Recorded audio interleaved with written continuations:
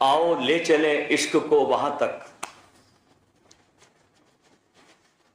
आओ ले चले इश्क को वहां तक जहां फिर से कोई कहानी बने, जहां फिर कोई गालिब नज्म पढ़े, जहां फिर कोई मीरा दीवानी बने। शिविरों का तो यही मतलब है। देखिए, भक्ति जो है वो हर प्राणी के दिल में समाहित है। एक नास्तिक भी जो होता है ना, वो अपनी नास्तिकता के प्रति पूरा समर्पित होता है। भक्ति उसमें भी है, क्योंकि पूरा समर्पित है नास्तिकता के प्रति। प्रेम जो है वो प्रत्येक प्राणी के हृदय में बसता है। प्रेम के बिना तो जीवन का अस्तित्व होता ही नहीं। यहां तक कि सबसे क्रूर व्यक्ति, दुष्ट व्यक्ति वाले के भीतर भी कुछ न कुछ प्यार होता है। देखिए, हिंसक से हिंसक जानवर भी जब मांद में अपने बच्चों के पास जाता है तो हिंसा छोड़कर बड़े प्रेम में डूब जाता है अपने बच्चों के प्रति। प्रेम वहां पर भी है। हर चीज की तरह जैसे हम जीवन में हर चीज को संवारते हैं, ऐसे ही प्यार को भी संवारने की जरूरत है। बगीचों और जंगलों में क्या अंतर है? जंगलों में भी फूलों की क्यारियां है, फलदार वृक्ष है, फिर भी जंगल में जाने से आदमी डरता है, बगीचे में जाने से डरता नहीं। क्योंकि वहां जंगल में बड़ी बड़ी झाड़ियां हैं जो जानवरों को, जंगली जानवरों को छुपाती है। पेड़ भी जंगल में बड़े बेतरतीब ढंग से बढ़ते हैं, लेकिन बगीचे का मामला ऐसा नहीं है। पौधे सुंदर और कलात्मक ढंग से लगाए गए हैं, व्यवस्था की गई है, सामंजस्य बिठाया गया है, काट छांट है, जमीन साफ हो गई है, और आपको उस बगीचे के लॉन में चलने में आनंद आता है तो जंगल में नहीं आता। और फूलों की मीठी मीठी खुशबू भी चारों तरफ उस बगीचे में फैल जाती है। ऐसा ही मामला प्यार का भी है। प्रेम तो अज्ञानी मनुष्य के हृदय में भी है, जो बेतहाशा बढ़ता है। उसके भी दिल में एक कोने में प्यार का एक सुस्वादु फल है, परंतु उस आदमी का जंगल की तरह सारा हृदय घृणा, ईर्ष्या तथा अनेक दुष्ट गुणों से, कांटों से भरा हुआ है।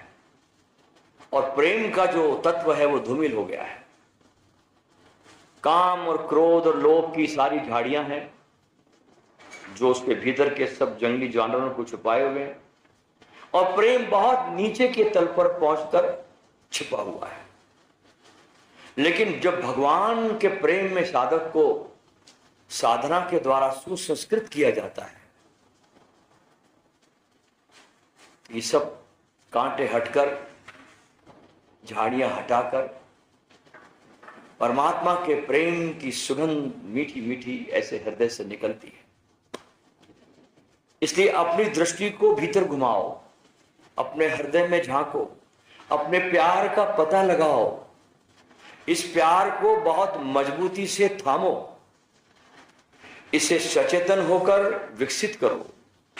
हमारे भीतर कहां कहां कांटों का झाड़ है, कहां कहां झाड़ियां है, इसका हमको पता लगाना है भीतर, और बुद्धिमान होकर के अच्छे तरीके से इन चीजों को बाहर फेंकना है। इस कांटों और झाड़ियों के कारण जहां प्रभु आपके हृदय में निवास करते हैं, करना चाहिए, चारों तरफ कांटे बिखरे पड़े अपने हृदय में, लोभ के, वासनाओं के, द्वेष के, ईर्ष्याओं के, तो भगवान के बैठने के लिए स्थान नहीं है। देखिए, आप किसी राजा को, गवर्नर को या किसी बड़े नेता के स्वागत के लिए बुलाते हैं तो उसकी कितनी तैयारी करते हैं। सपोज मान लो आपके घर में मोदी आ जाए तो आप क्या तैयारी नहीं करोगे उसके लिए? क्या नहीं करोगे बताइए आप? तो सड़कों को साफ करोगे, अपने घरों को खूबसूरती सजाओगे, तो ब्रह्मांड का जो स्वामी है, जिसके कारण हमको सांसें मिलती है, जिसके कारण हमको शरीर मिला, जिसके कारण हमारे भीतर आवाज भी है, देखने की क्षमता भी है, समझने की क्षमता भी है, विवेक भी है, जिस ब्रह्मांड के स्वामी से हमको सब कुछ मिला, तो उसको हृदय के मंदिर में बिठाने के लिए तो मोदी से भी ज्यादा तैयारी करनी पड़ेगी, या नहीं? ज्यादा आवश्यकता है उसको बिठाने के लिए। इसलिए सूफियों ने कहा है, क्या कहा?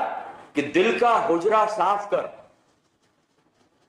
दिल का हुजरा साफ कर जाना की आमद के लिए, और ध्यान गैरों का हटा उसको बिठाने के लिए। सब गैर बैठे हुए भीतर, ध्यान गैरों का हटा उसको बिठाने के लिए।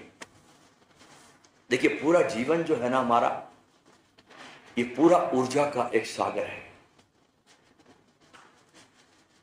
समय के किनारे पर अथक अंतहीन ऊर्जा की लहरें टकराती रहती है।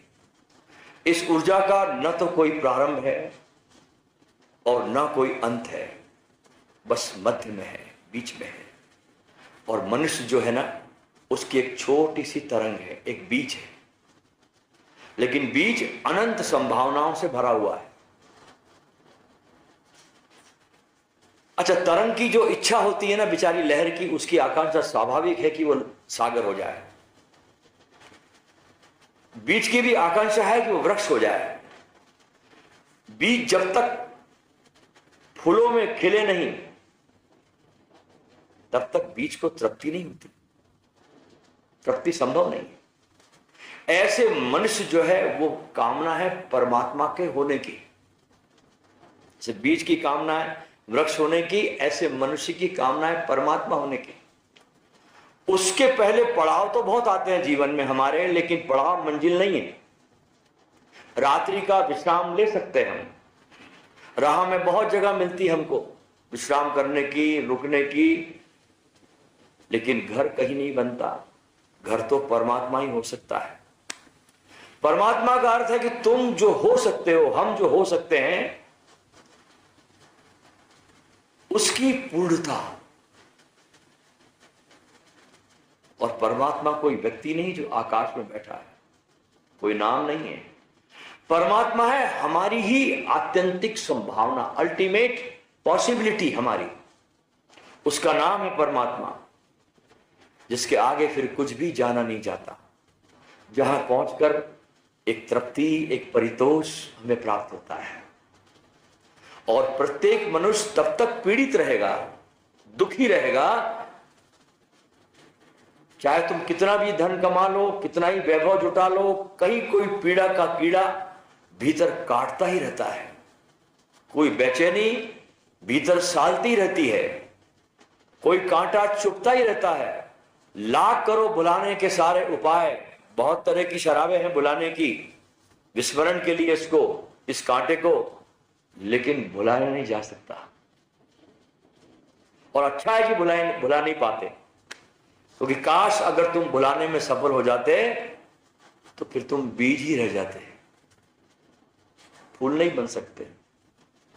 और जब तक फूल नहीं बनते, मुक्त आकाश क्या होता है इसकी कल्पना भी नहीं हो सकती। इसलिए संसार में असफलता ही असफलता है, सफलता वहां है नहीं। सब असफलता हाथ लगती है। अच्छाई की सफलता नहीं मिलती, नहीं तो घर बन जाता। असफलता होती है तो पैर वहां से आगे चलने लगते हैं, क्योंकि परमात्मा तक पहुंचे बिना तृप्ति संभव नहीं है।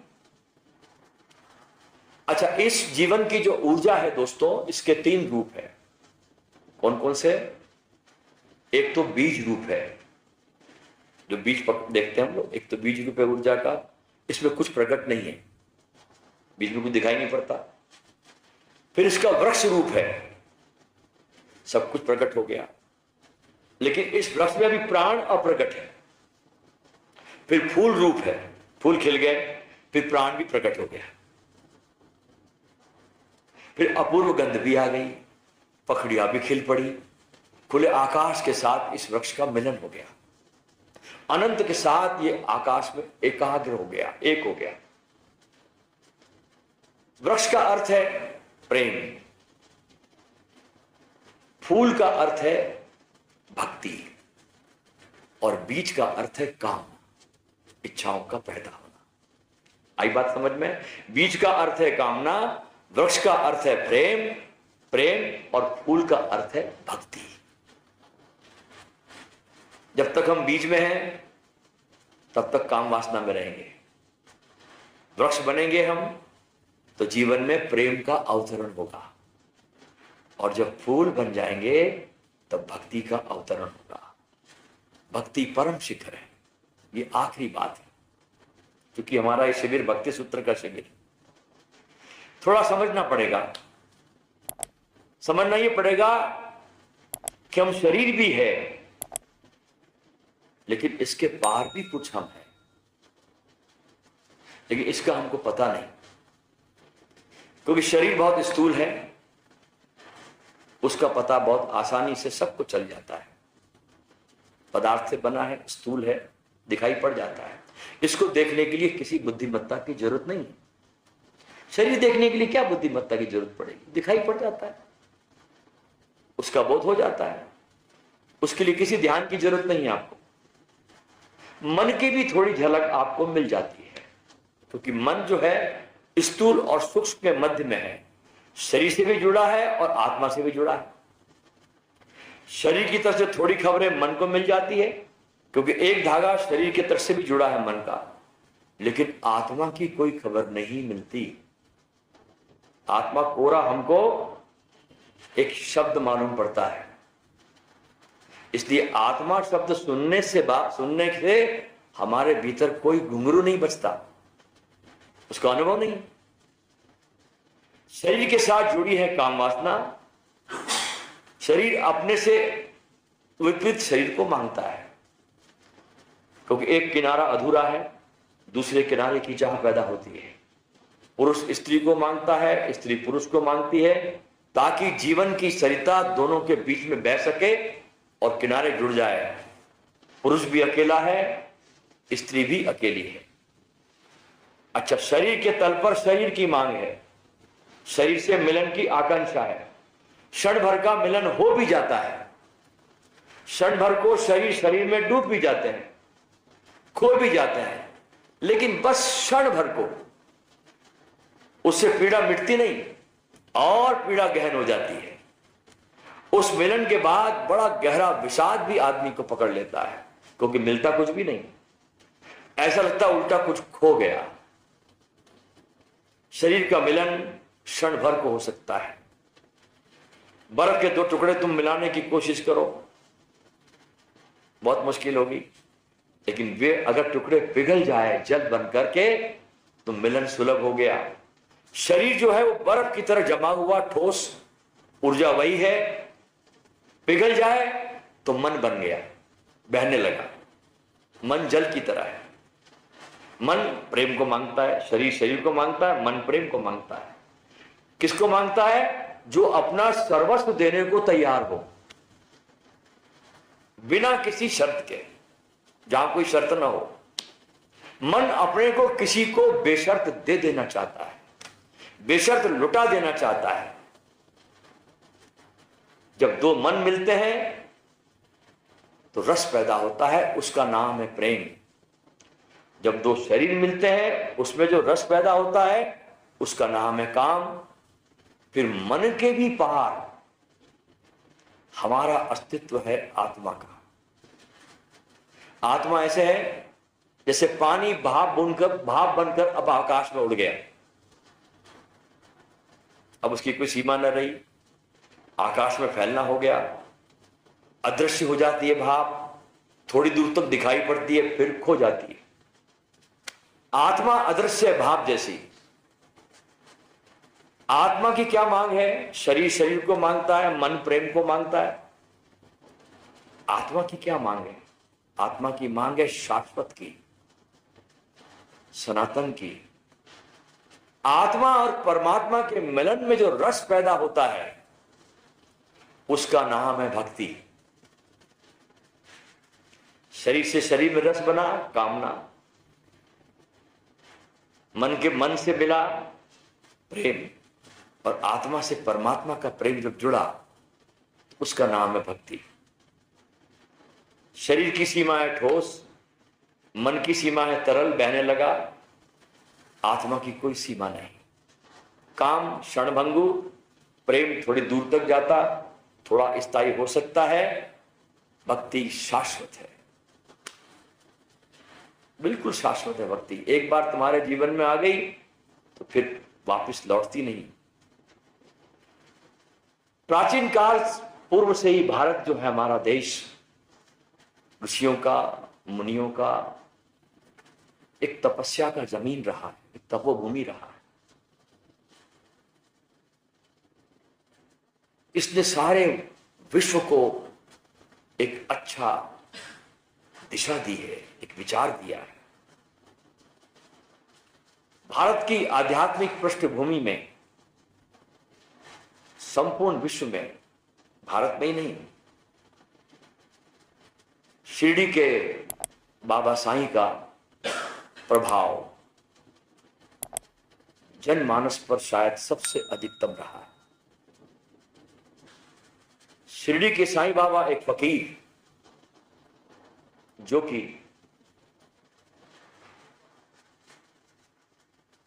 अहमदनगर जिले के इस शिरडी से छोटे से गांव, उसमें तो बहुत छोटा रहा होगा, उसमें काय का गांव था ये अस्तित्व में नहीं था उस समय, तो जब बाबा यहां पर आया था एक छोटे से गांव में कहते हैं बाबा का अवतरण हुआ। कहा जाता है कि 1854 में पहली बार बाबा जब शिरडी में देखे गए यहां, तब वो लगभग 16 साल के थे बच्चे। यहां की एक बहुत अच्छी महिला थी,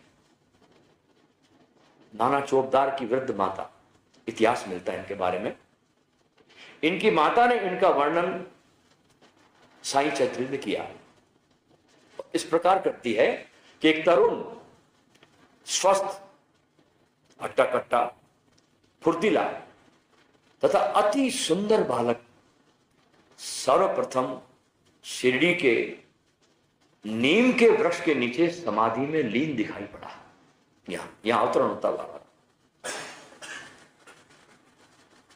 नीम के झाड़ के नीचे उन्होंने अपना आसन बिछाया।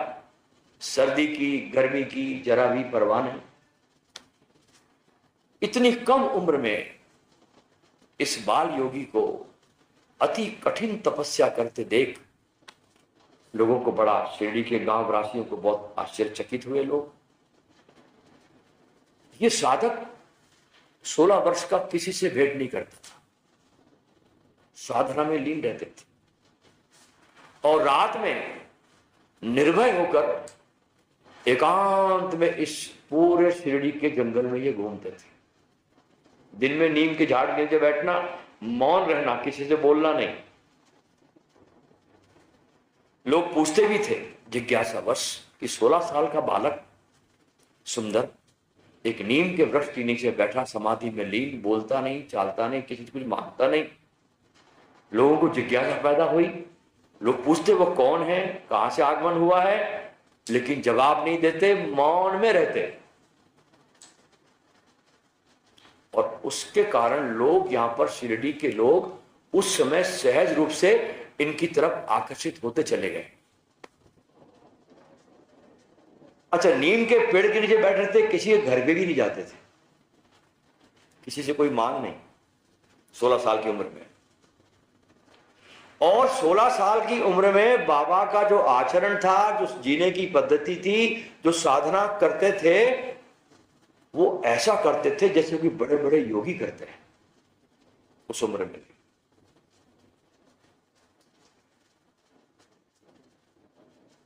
कुछ दिनों तक शिरडी में इन्होंने उस समय 16 साल की उम्र में वास किया।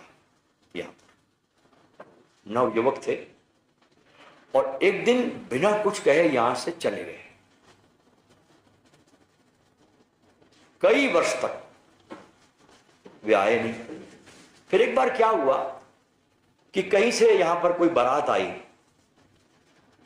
उसका नाम था चांद पाटिल। उस व्यक्ति की बारात यहां पर आई।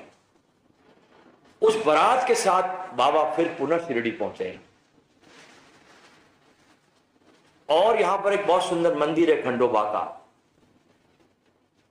उसके जब मंदिर के पुजारी थे उस समय 1816 में, उसका नाम था महालसा पति।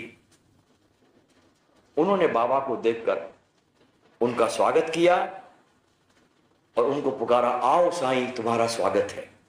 और तब से उनका नाम साईं बाबा पड़ गया।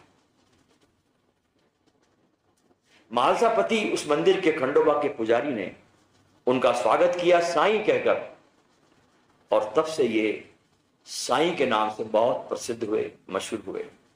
अब बारात आई चांद पाटिल की, तो बारात जाने लगी तो बाबा उनके साथ वापस नहीं गए और सदा सदा के लिए यहां पर शिरडी में बस गए।